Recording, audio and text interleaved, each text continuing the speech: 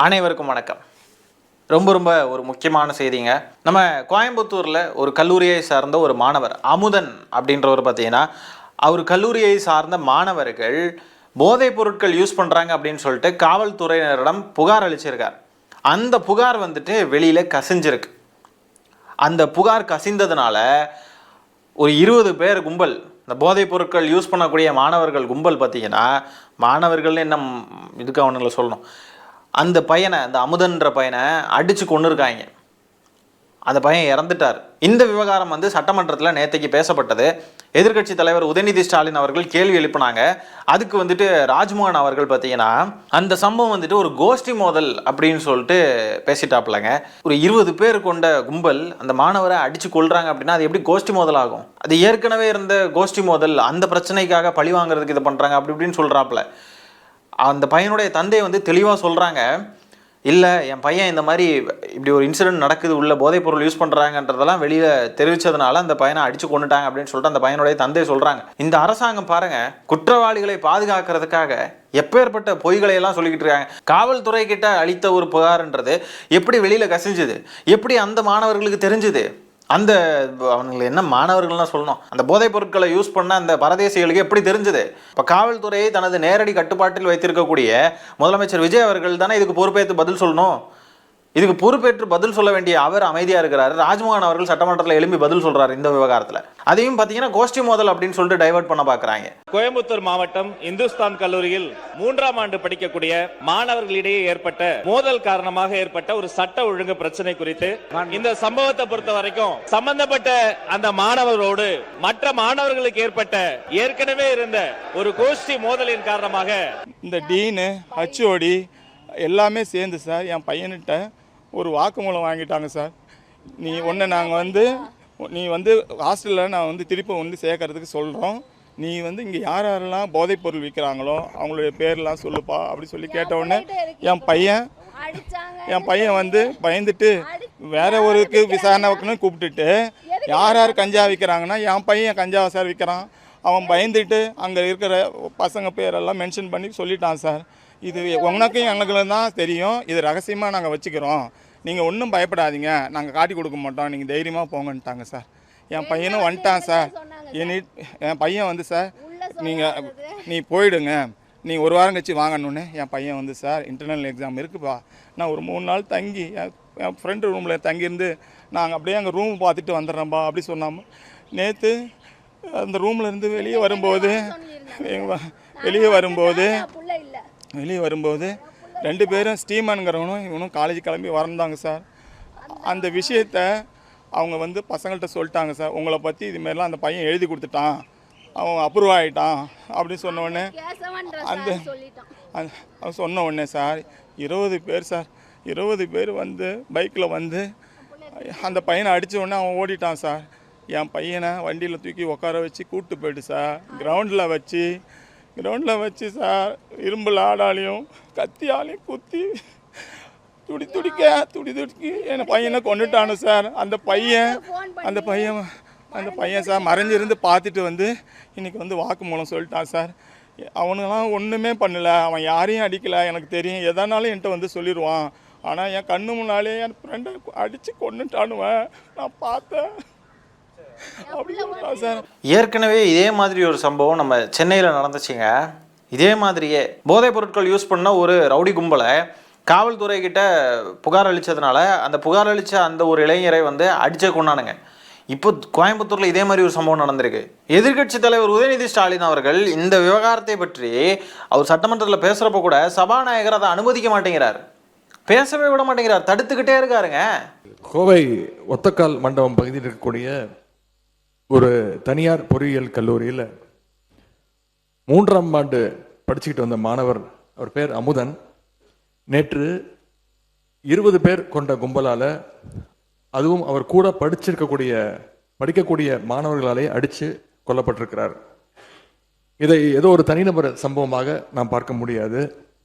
இதற்கு அரசு முழு பொறுப்பு எடுக்க வேண்டும். ஏன்னா வழக்கு விசாரணைக்காக மாணவர் அமுதனை நேற்று முன்தினம் கோவை செட்டிப்பாளையம் போலீசார் அவர்கள் காவல் நிலையத்திற்கு அழைச்சிட்டு வந்திருக்கிறாங்க, வர சொல்லியிருக்கிறாங்க. அப்போ மாணவர்கள் மத்தியில் போதைப் பொருள் விற்கிற சிலரை பற்றி அமுதன் கிட்ட காவல்துறையினர் விசாரிச்சிருக்கிறாங்க, தகவல் வாங்கியிருக்கிறாங்க.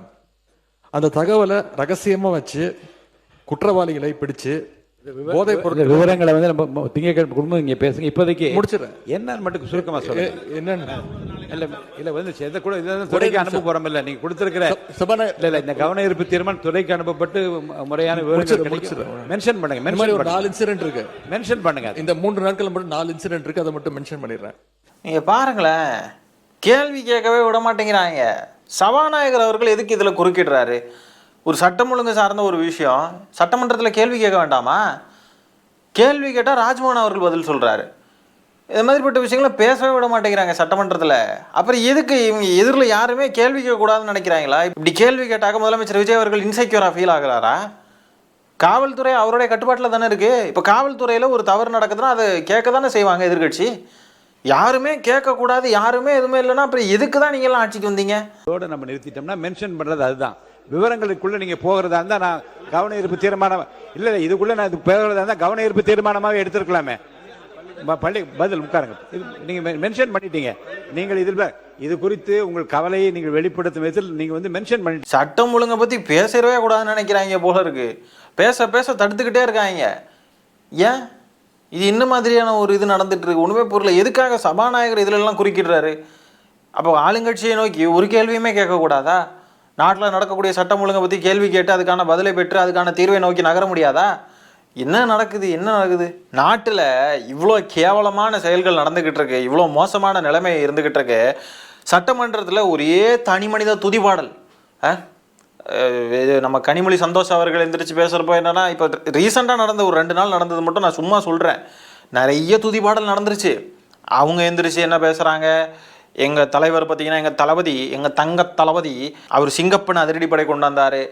அந்த சிங்கப்பெண் அதிரடிப்படை வந்து அதுக்கு வந்து படத்துடைய பெயர்கள்லாம் யூஸ் பண்ணுறாங்க. ஜனநாயகன் அவர் இப்போ பீஸ்ட் மோட்டில் இருக்கார், அவர் ஒரு அழகிய தமிழ் மகன் அவர், அப்படி இப்படின்னு சொல்லிட்டு துதி பாடுறாங்க. இன்னொரு பக்கம் பார்த்தாக்க நேத்தைக்கு அமைச்சர் வினோத் அவர்கள் எந்திரிச்சு அவர் பேசுகிறாரு, எல்லாருக்கும் சூரியனால் வேர்த்துச்சு, ஆனால் சூரியனுக்கே வேர்வை வந்துச்சுன்னா அது நம்ம தளபதியால் தான் அப்படின்னு சொல்லிட்டு துதி பாடுறாரு. இப்படி துதிபாடிக்கிட்டே இருக்காங்க. நாட்டில் சட்டம் ஒழுங்கு சந்தி சிரிக்குது. துதிபாடல் மட்டும் நிற்கவே மாட்டேங்குது இவங்களுக்கு. எந்நேரமும் புகழ்ந்துக்கிட்டே இருக்காங்க. சட்டமன்றத்துக்கு வராங்க, புகழ்கிறாங்க, போயிடுறாங்க. வேறு மக்கள் பிரச்சனையை பற்றி பேசவே கூடாதான். மக்கள் பிரச்சனை பேசுனாக்கா சபாநாயகர் குறுக்கிடுறார். துதி பண்ணுறப்ப அவரும் உட்காந்து ரசிச்சுக்கிட்டு தான் இருப்பார் போல இருக்கு. அருமையாக ரெடி பண்ணியிருக்காங்களாப்பா, என்னம்மா யோசிச்சிருக்காங்க நம்ம பசங்க அப்படின்ட்டு இருந்து அவர் வந்து அதையும் ரசிச்சுட்டு இருப்பார் போல இருக்கு. மக்கள் பிரச்சனையை பற்றி பேசினாக்கா தடுக்கிறாரு. என்ன நடக்குது பாருங்க. இது சட்டமன்றமா இல்லை விஜய் அவர்களுக்கான ரசிகர் மன்ற அலுவலகமானு தெரியல. நேரமும் துதி பாடிக்கிட்டே இருக்காங்க. நம்ம பள்ளிக்கல்வித்துறை அமைச்சர் ராஜ்மோகன் அவர்கள் சொன்னார் இல்லையா, இது வந்து ஒரு கோஷ்டி மோதல் அப்படின்னு. அதுக்கு அந்த அமுதன், அந்த இளைஞர் அமுதன் அவர்களுடைய தாயாரே பதில் சொல்றாங்க. அதை பாருங்க. ஒரு பையனை 20 பேர் சேர்ந்து அடிச்சது எப்படி 2 கோஷ்டியோட சண்டையா? உடனே கேட்டாங்களோ எல்லாத்தையும் சொல்லிட்டோமான்னு சொன்னான். ஏன்பா சொன்னேன்னு கேட்டேன். அவங்க சாருங்களும் எங்க 4 பேத்துக்கு தான் தெரியும், வேற யாருக்கும் தெரியாதுன்னு சொன்னாங்க. அத வந்து இவங்க வெளிப்படுத்திட்டாங்க. என் பையன் வெளியே வந்த டைம்ல என் பையனை மட்டும் தூக்கிட்டு போய் 20 பேர் அடிச்சிருக்கிறாங்க. என் பிள்ளைக்கு நடந்த மாதிரி யாருக்கும் நடக்க கூடாது. ஒருத்தவங்களுக்கு நடக்கக்கூடிய மிகப்பெரிய அநீதி என்ன தெரியுமா? ஒருத்தவங்க பாதிக்கப்பட்டிருக்காங்க அப்படின்றது நமக்கு தெளிவா தெரிஞ்சும் அவங்களுக்கு எதிராகவே பேசுறது இருக்கு பாருங்க, அதுதான் அவங்களுக்கு இழைக்கப்படக்கூடிய மிகப்பெரிய அநீதி. இப்போ அந்த பையனை அடிச்சு கொன்னு இருக்கானுங்க. இதுக்கு முன்னாடி எந்த முன்பகையும் கிடையாது. அந்த பையனை பற்றி நம்ம பார்க்குறப்போ அந்த பையனுக்கு அப்படி எந்த முன்பகையோ இல்லை எதுவும் தவறான செயல்களையோ ஈடுபட்ட ஒரு பையனாட்டி இல்லை. அந்த பையன்கிட்ட இந்த மாதிரி விசாரிச்சிருக்காங்க. அந்த பையன் இருக்கிற உண்மையெல்லாம் சொல்லியிருக்கான், அவ்வளோதான். இதில் எந்த தவறும் இல்லையே. இந்த அமுதன்ற இளைஞர் வந்துட்டு இந்த தகவலையெல்லாம் காவல்துறையெல்லாம் கொடுத்தார் அப்படின்றது எப்படி வெளியில் கசிஞ்சிச்சு? கசிஞ்சதுக்கு காரணம் என்ன? இதுக்கு பின்னாடி இருக்கிறது யாரு? அப்போது அந்த பையனை அடித்து கொண்டு இருக்காங்க. இது வந்து ஒரு மிகப்பெரிய அநீதி, மிகப்பெரிய கேவலமான ஒரு செயல் நடந்திருக்கு. போதைப் பொருள் யூஸ் பண்ணாங்கன்னு ஒருத்தர் புகார் அளிச்சிருக்காரு, அவரை அடித்து கொண்டு இருக்காங்கன்னா இது எவ்வளோ கேவலமான செயல் தமிழ்நாட்டில் இல்லையா? இப்போ ஏற்பட்ட ஒரு சம்பவம் நடந்திருக்கு. இதுக்கு அந்த குடும்பத்தினர் கூட நிற்காம அந்த பையனுக்கான உரிய நீதியை பெற்று தர்றதுக்காக அரசாங்கம் வேலை செய்யாமல் அதுக்கு மாறாக இது ஒரு கோஷ்டி மோதல்னு சொல்லிட்டு மூடி மறைக்க பார்க்குறாங்க. இந்த செயலை செஞ்சது யாரு? இது வந்து ஒரு ரகசியமாக இருக்க வேண்டிய விஷயத்தை வெளியில் லீக் பண்ணது யாரு, அந்த நபர் மேலே நடவடிக்கை எடுக்கிறதுக்கான ஒரு விஷயத்தை இந்த அரசாங்கம் செய்கிறத விட்டுக்கிட்டு இது ஒரு கோஷ்டி மோதல்னு சொல்லிட்டு அப்படியே யாரையோ காப்பாற்றுறதுக்கு முயற்சிக்குது இந்த அரசு. எதுக்காக இப்படி முயற்சிக்கணும்? இதுதான் நீங்கள் தூய சக்தின்னு சொன்ன லட்சணமா? அந்த பையனுடைய தாய் தந்தையே சொல்கிறாங்க. இதுக்கு மேலே என்ன வேணும்? அங்கே என்ன நடந்துச்சு எல்லாத்தையும் அவங்க தாய் தந்தையே சொல்கிறாங்க. அதுபோக அந்த சம்பவத்தை நேரில் பார்த்தா அந்த பையனுடைய நண்பர் அவரும் வாக்குமூலம் கொடுத்துட்டார். இதுக்கு மேலே என்ன வேணும்? அந்த தாய் தகப்பன் கூட நின்று அவங்களுக்கு ஆறுதலாக நின்று அவங்கக்கிட்ட இப்படி நடந்ததுக்கு ஒரு வருத்தம் தெரிவித்து இல்லை ஒரு மன்னிப்பு தெரிவித்து அதுக்கு பிறகு நடக்க வேண்டிய வேலைகளை பார்த்தீங்கன்னு சொன்னாக்கா அந்த பையனுக்கான நீதியை நீங்கள் வந்து பெற்று தந்தீங்கன்னா நல்லாயிருக்கும். இதுதான் அரசாங்கம் இருக்குது. இந்த மாதிரி சம்பவங்களுக்கு பொறுப்பேற்றுக்கக்கூடிய எண்ணம் துளியும் இல்லை இந்த அரசாங்கத்துக்கிட்ட.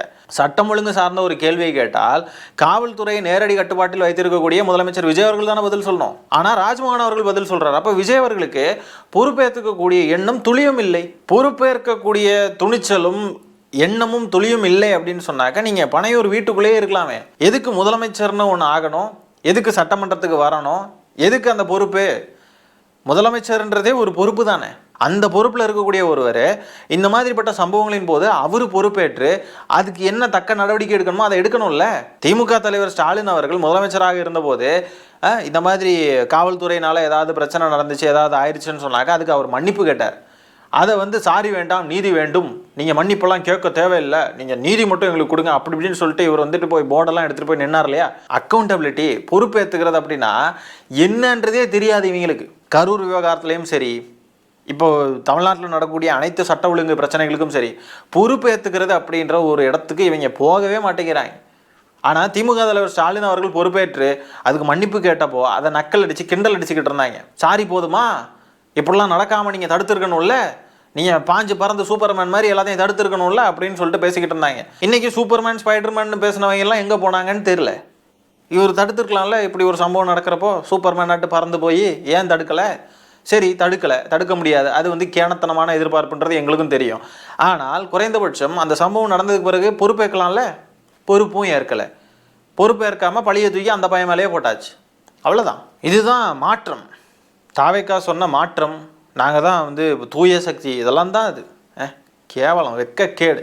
ட்ரக்ஸை விடு, ஸ்போர்ட்ஸை எடு, இந்த மாதிரிலாம் வந்து கிலோமீட்டர் கணக்கில் ஓடுறத பெருமையாக போடுறீங்களே. ஆனால் அது மட்டும் போதுமா? இந்த மாதிரி சம்பவங்களுக்கு நடவடிக்கை எடுக்க வேண்டாமா? இதுக்கான பதிலை கொடுக்க வேண்டாமா முதலமைச்சர் அவர்கள்? இது ஒரு பக்கம் ஒரு சம்பவம் நடந்திருக்கு. இன்னொரு பக்கம் பார்த்தீங்கன்னா சென்னையில் இருக்கக்கூடிய அம்பத்தூரில் ஓடிக்கிட்டு இருந்த ஆட்டோவில் ஒரு இளம்பெண்ணுடைய கழுத்தை அறுத்து கொலை பண்ணியிருக்காங்க சென்னையில். இப்படி பெண்களுக்கும் பாதுகாப்பு இல்லை, இளைஞர்களுக்கும் பாதுகாப்பு இல்லை, மக்களுக்கு யாருக்கும் பாதுகாப்பு இல்லை, சின்ன சின்ன பிஞ்சு குழந்தைங்களுக்கு கூட பாதுகாப்பு இல்லை. கோயம்புத்தூர் சூலூரில் ஒரு 10 வயசு குழந்தைய அந்த குழந்தைக்கு என்ன நேர்ந்ததுன்றதை நம்ம பார்த்துருப்போம்.